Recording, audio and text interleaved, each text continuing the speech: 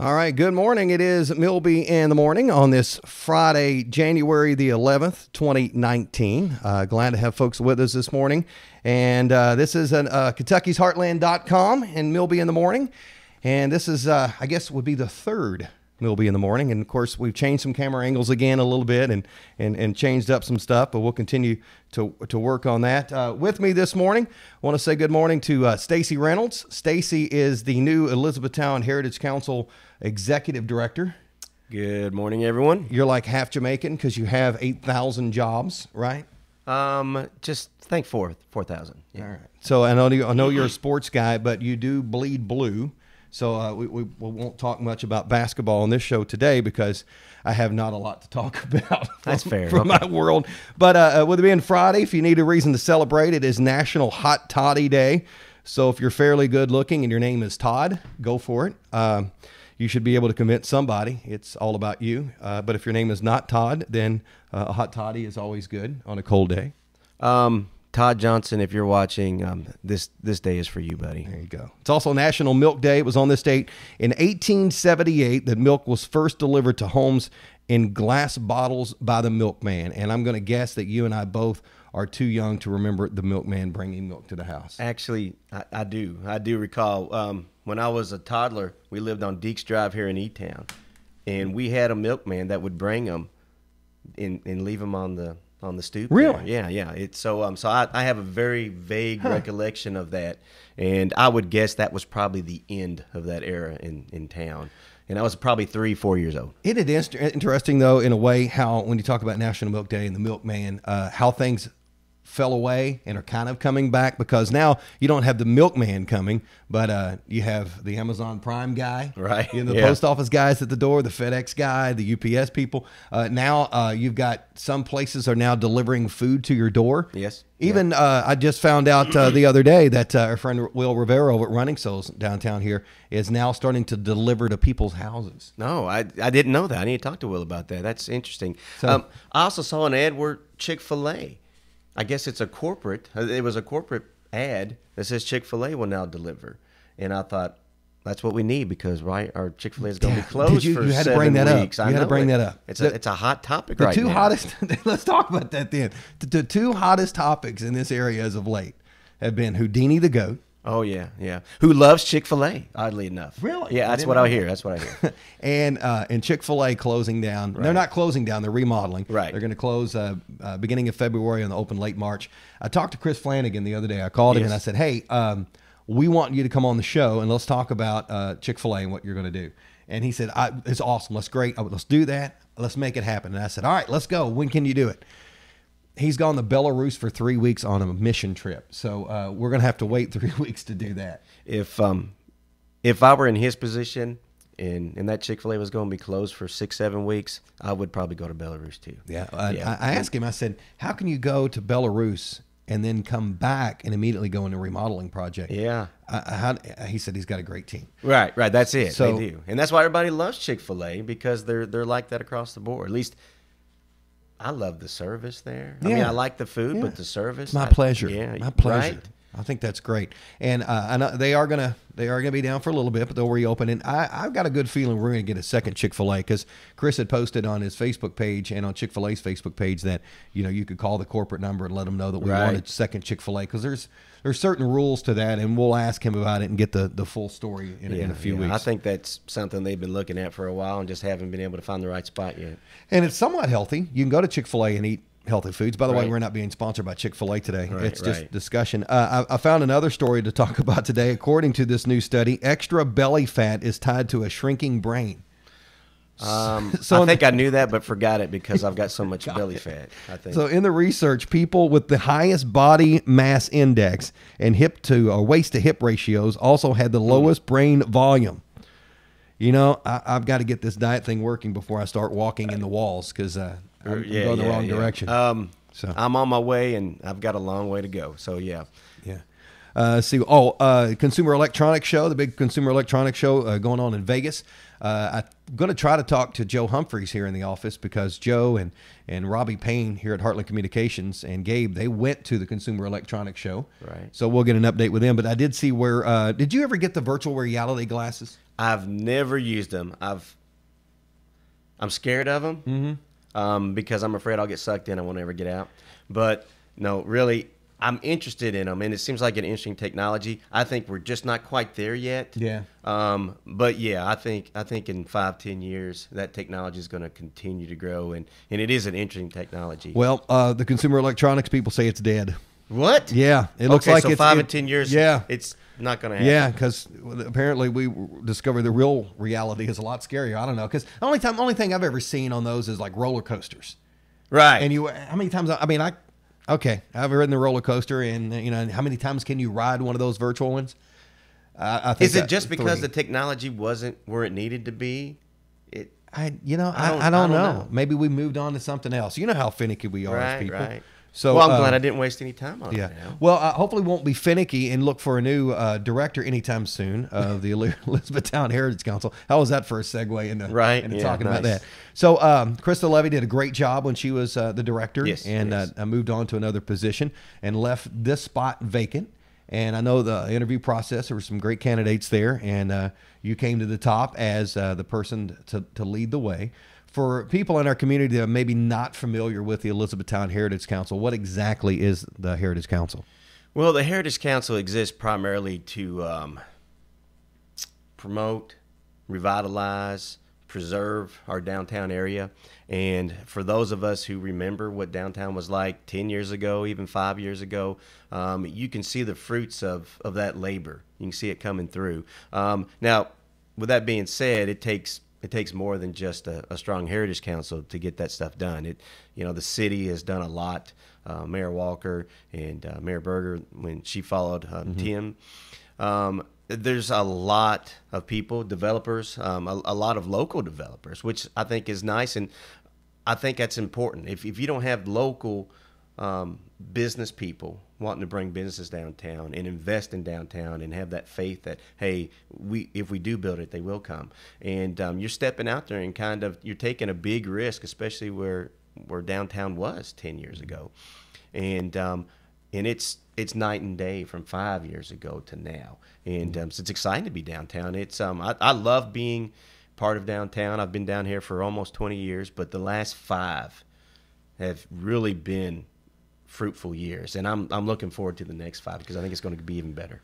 I totally agree. It is amazing to me. I spend a lot of time running in downtown E-Town with the run group, and during the summers on Tuesdays and Thursday nights, some people get frustrated because there are a lot of people downtown at the Tavern in the Garden, or doing the walking tour, or going to the different establishments, and parking in certain areas can be a little more difficult, but there's plenty of parking there. But I love the fact that I have to park down at the State Theater or find another spot to go because there are that many people downtown. And I know, absolutely, Tim Walker and I talked numerous times about, his vision for E-Town, and he's just, it means a lot to me to see the growth. And, this year, and taking this job here with Kentucky's Heartland and Kentucky'sHeartland.com. And, we're at Heartland Communications, which is in the Chamber of Commerce building. For those that don't know, next door is Walker Square. So, and I have kind of a rule when I walk by Walker Square, I always touch the plaque. Do you? With Tim. And it just, that's neat. Yeah. It's not a Notre Dame thing where, win for the Gipper. But because that is everything that Tim wanted was the downtown to be revitalized. And this year to see the Christmas tree positioned right there. It was neat. It was a really, I like the tree there personally. I really love the tree there this year. But that dedication ceremony that the city did for Walker Square, it was touching, man. It bring a little tear to your eye because the way everybody talked about how Tim, he had he had that thumbprint on everything that's happened downtown, and it seems like everybody who spoke mentioned Tim Walker, and he did a lot in a short period of time in that office. I felt like, and definitely he still inspires those of us who are down here doing that work. Oh, most definitely. And Founders Day this past, Tim, it was his idea to create Founders Day on 4th of July and celebrate Elizabethtown's birth, but this past year, the Tim Walker Founders Day 5K, as part of the group that organized that, and that was one of the rule I had. It was a I'm in or out deal. If you could have it be the Tim Walker Founders Day 5K, what better way? You know, he was all about creating fitness, creating people to come downtown and celebrating Elizabethtown's birth. That was just such a great event, and it'll go on this year again. Right. But, you know, that vision put us in this direction. And that brings us back to what the Heritage Council is doing now. It's these second Saturday events. I know this is the second Saturday in January, and there were no second Saturday events tonight because, well, one, it's going to be cold. There was not anything planned. But I know in the future, these Saturdays mean a lot to downtown because it brings people in. Right, and we'll continue to do those second Saturday events and try to be more consistent. I'm in a lot of the planning mode of that now. We've got a wine event that we want to do for the second Saturday in February. I believe that's the 9th. So it's an early second Saturday. So it's an opportunity to get you and your sweetie downtown before Valentine's Day. We hope to have maybe some chocolates and desserts available in some of the businesses. We're going to get Rosie Posey involved because we count them as part of downtown. They're over on Helm Street. And so be watching for that information. That'll be coming out pretty soon.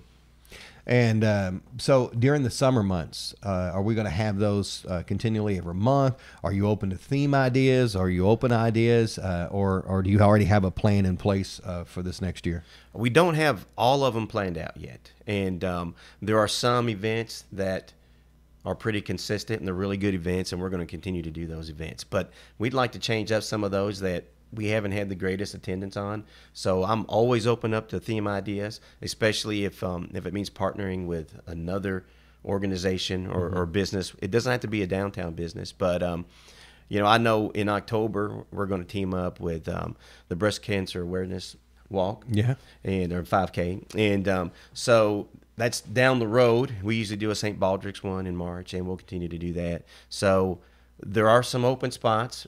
We're kind of in the planning stages, trying to set out that entire year of second Saturdays. I like to get that planned out and get it behind us, and then we'll start releasing that information. But yeah, anybody who's got some ideas or wants to get involved in a second Saturday event, yeah, by all means, contact us.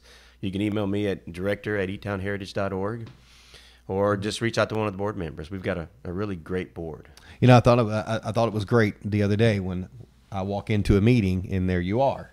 It's an event to talk about downtown and get stuff in, and I'm like, there you go. That's what we're looking for. Yeah. So we're ready to go with that. So why exactly? I mean, because you have the Bourbon Barrel Tavern, and that keeps you busy, I'm sure. Why exactly did you decide that that this is something you needed to do to apply to be the executive director of the Heritage Council? Good question. I wanted to be more involved, and I was actually talking to the board members about joining the board. And during those discussions, we kept talking about what the Heritage Council needed in terms of a new executive director, because that position was open. And they'd had some applicants, and I think they were leaning one way or another.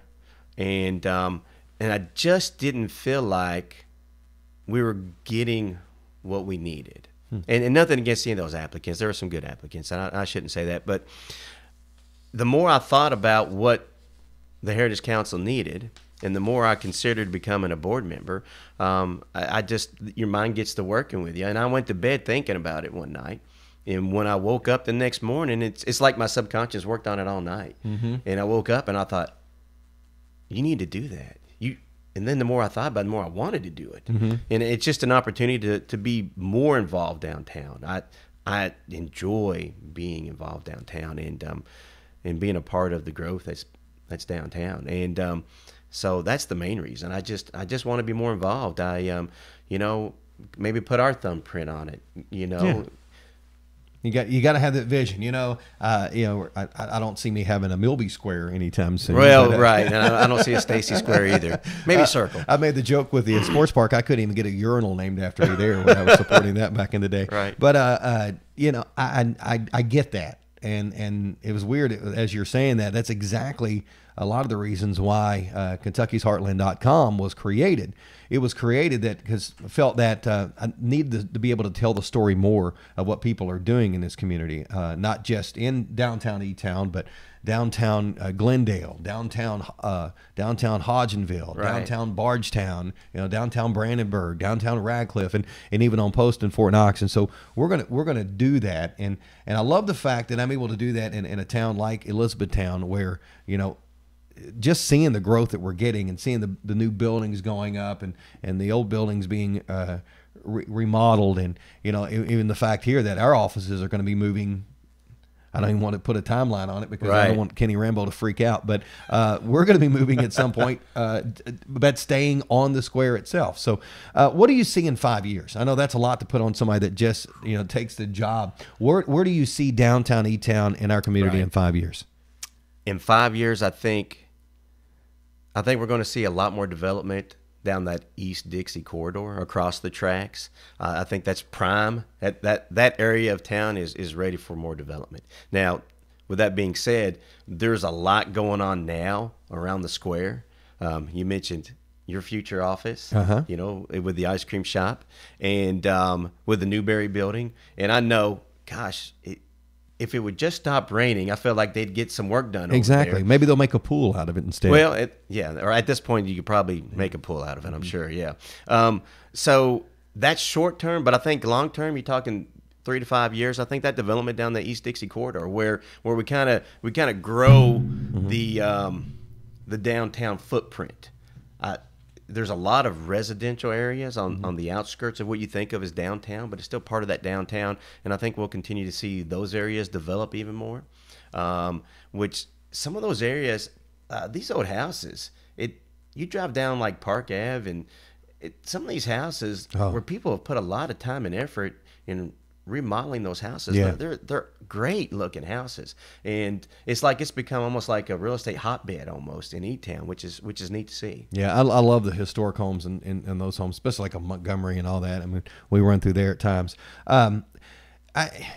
You see a lot of this development going on. What are your thoughts? And I know, because I know it's kind of in the preliminary stage too. What do you think of that trail system that will go around Buffalo Lake that will potentially connect the hotels over on Commerce Drive to downtown? Do you think that'll drive a lot of folks down here? What's your vision on that, or maybe even citizens around? Well, I think probably more citizens around than driving people downtown.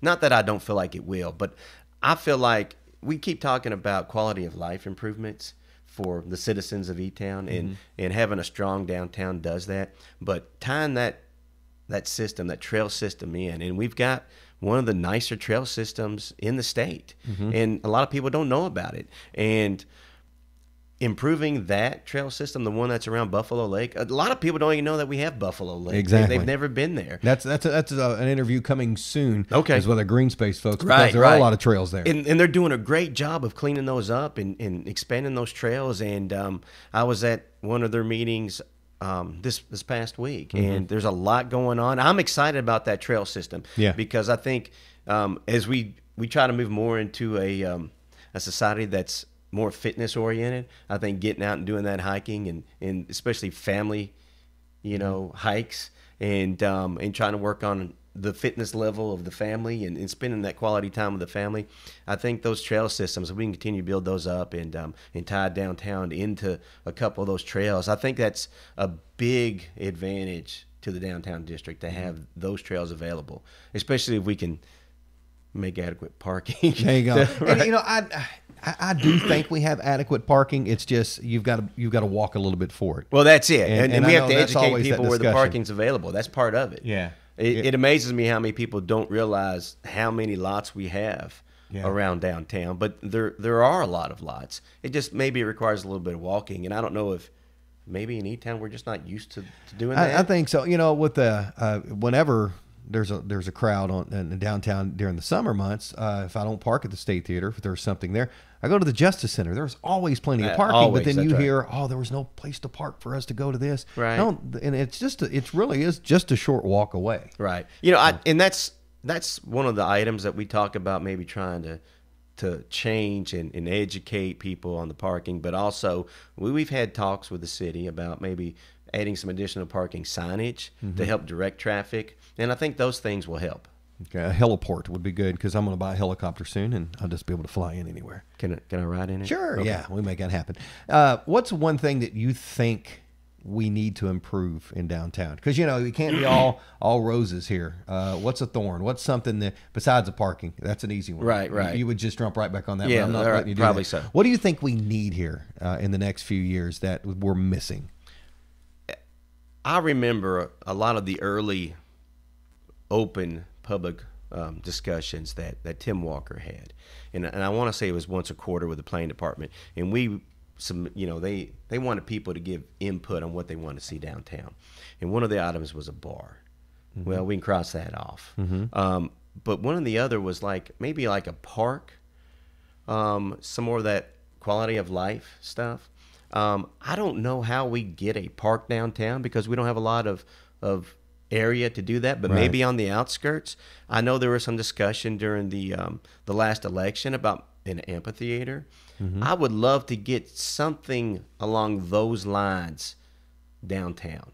And I know there's some property here and there that might be suited for that. I don't know if it's feasible, if it's something we can get done, but we've got the trail system and we've got the creek area. If we could do something down in that area that would be more of a park-like setting, maybe tied to an amphitheater or something, I think that would really move downtown into that next level. Mm-hmm. And so that's something I would like to do, something that's going to bring the citizens of E-Town and Hardin County downtown for those events. And I think that would be great.